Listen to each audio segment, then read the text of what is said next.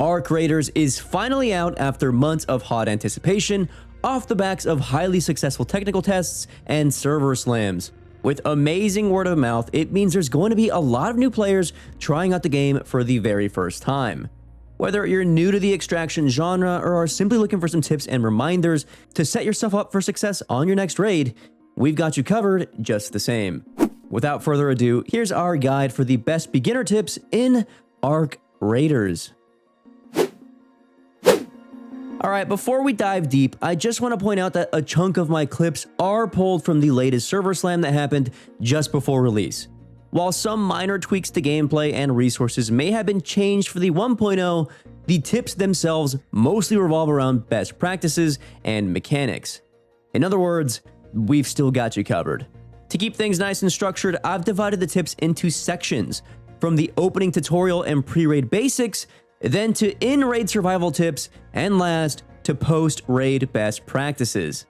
With that out of the way, let's jump in. Your very first tip happens shortly after booting up the game for the very first time, and that's in the tutorial. During the tutorial, you'll see a door you're prompted to breach. Do not breach this door with an inventory full of items. The tutorial here is meant to teach you that you can get killed by another raider while either looting for items or while breaching doors. The tutorial raiders then steal all the items in your inventory you have up to this point. If you drop every item in your inventory before you breach the door, you'll then be able to pick everything back up after standing up.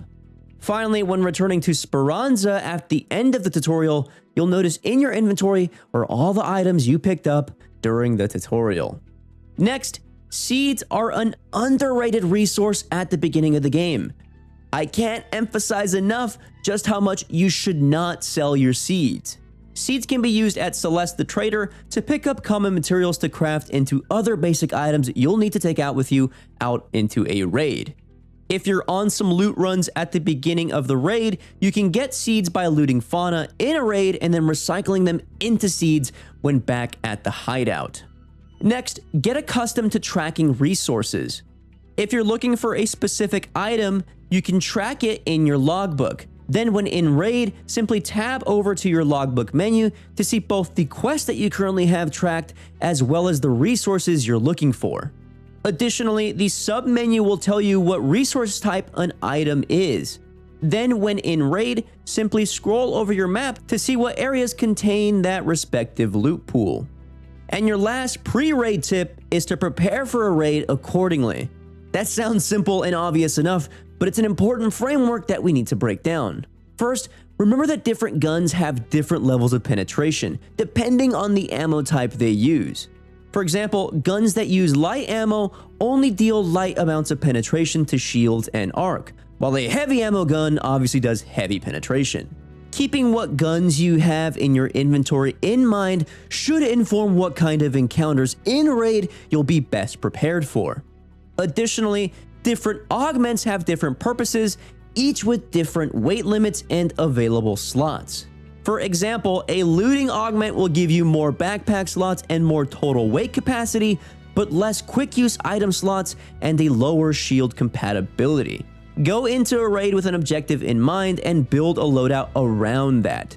Think of the purpose of raids as a Venn diagram with looting areas in one and entering combat in another. There's overlap, sure, but you never really want to enter a raid aiming to do equal parts both, as you're more likely to get caught up in the process and end up wasting a lot of resources. Alright, now let's talk in raid. This one's easy to forget, but remember that putting your weapons away will let you sprint faster. If you're running away from Arc in the open and need to get to cover, then simply hold down Y or triangle to put your weapons away and run to that building. And speaking of Arc, remember to shoot Arc at their weak points and not waste a ton of ammo, as ammo is kind of a precious resource at the beginning and you don't want to waste a bunch of bullets trying to shoot down a flying drone when you could use it in case you get into a fight with another raider. Arc that walk on the ground are going to be weak at the joints, while flying Arc are weakest at the propellers. Always aim for the blades first. Next, remember that you can double tap crouch to dodge roll out of an attack. This is useful to get out of the way of one of the Hornet stun attacks, or to dodge out of the way out of the Rocketeer's missiles. Additionally, you can also use it to roll into cover if you're in the middle of a firefight. Next, shield rechargers can be a little bit hard to come by at the beginning of the game. If you're out in a raid and find yourself out of shield rechargers, you can actually use arc power cells to recharge part of your shield. You can find power cells from downed arcs. Additionally, other arc resources like the Hornet Driver can be used as a quick use item to throw at enemy raiders. Next, you can also unlock the ability to craft in raid as part of the survivor skill tree. So if you're low on things like grenades or bandages, you can top yourself off with just a couple of common items. We'll talk more on skill trees in the next section. Next, let's talk encumbrance. It can be very enticing to find a weapon while out in raid and want to take it back with you when you extract. However, weapons tend to weigh quite a lot and usually will put you over your encumbrance threshold. If you have the inventory slots to spare and don't want to be over encumbered, then you can salvage the weapon while in the middle of the raid. You obviously won't take it with you, but you can still use their parts and it'll take up less weight in your backpack. It might suck not having a spare weapon to have in your inventory, but you can always craft more by salvaging for those sweet weapon parts. And speaking of extracting, remember that you can also extract while downed. There's been a handful of times where I've gotten downed just outside the elevator, taking me back to Speranza, but yeah, while down on your knees, you can still use the computer to extract with all your items. Also, as a side tip, sometimes you don't have to fight other raiders. You can just board the elevator. You don't have to shoot. Anyway. And speaking of being downed, here's our last tip for in raid. If you remember our tip from Battlefield 6, being downed in arc raiders doesn't mean you're useless. You can still ping enemies for your team while in the downed state. Of course, enemies can still pick you off and then you're back to spectating, but if you position yourself behind cover, you can still ping where enemies are moving for your team, making the odds of you getting picked back up that much higher. Lastly, let's talk coming back to Speranza for after raid best practices. An obvious one is to get used to clicking that empty backpack button from the extraction menu. It'll save you time from having to go into your inventory and manually moving things over one at a time, or in stacks. And speaking of stacks, make sure you're combining your materials into stacks to maximize the use of your stash's inventory slots. You don't have that many to begin with.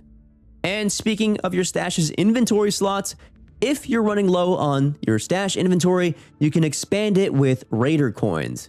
And if you're low on Raider coins, you can sell items to gain coins, but be careful here not to sell any potential quest items you'll need down the road.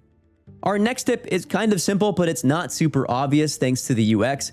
You can select multiple items at a time. On PC, you can press and hold Shift, or on console, you can press and hold left trigger followed by the select button to grab multiple stacks of items in your inventory.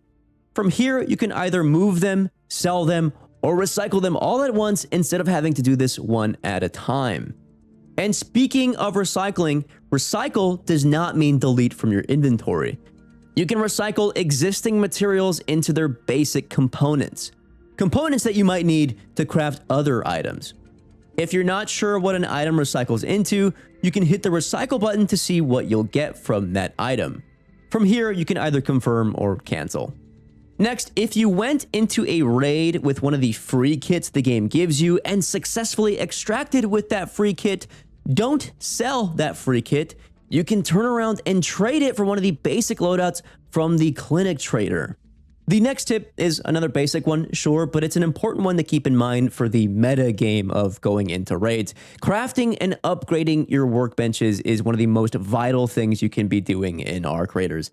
For example, at the weapons bench, you can use component to upgrade your weapons, which in turn will boost the stats of said weapon. You'll never get an increase in damage by upgrading your weapon, but you will get a boost to stats like weapon accuracy and ammo capacity, which are vital when you get into those big firefights with a full stack on the other end. Additionally, you can also craft weapon mods to boost the stats of your equipped weapons, which again is vital for surviving while out in a raid. And our last tip here revolves around the skill tree. This one's going to be subjective as every player has a different playstyle, but at the very least, I can give you this piece of advice. Don't spend skill points straight away, at least not without a plan. Instead, try to identify a rough path you'd like to work toward. Skill tree points cannot be refunded, so you really have to choose wisely what aspect of the game you want to be maximizing. Maybe you want to loot quieter, maybe you want faster health regen, maybe you want more stamina, maybe you want to carry more weight. Keep in mind what kind of raider you want to be and then work toward that skill. And those are our tips for Arc Raiders. We hope this helped you get settled into the latest extraction game. I tell you what, you're going to see me out there in Blue Gate or the Dam or something. And if you do, don't shoot. All right, hope you enjoyed. We'll see you in the next one.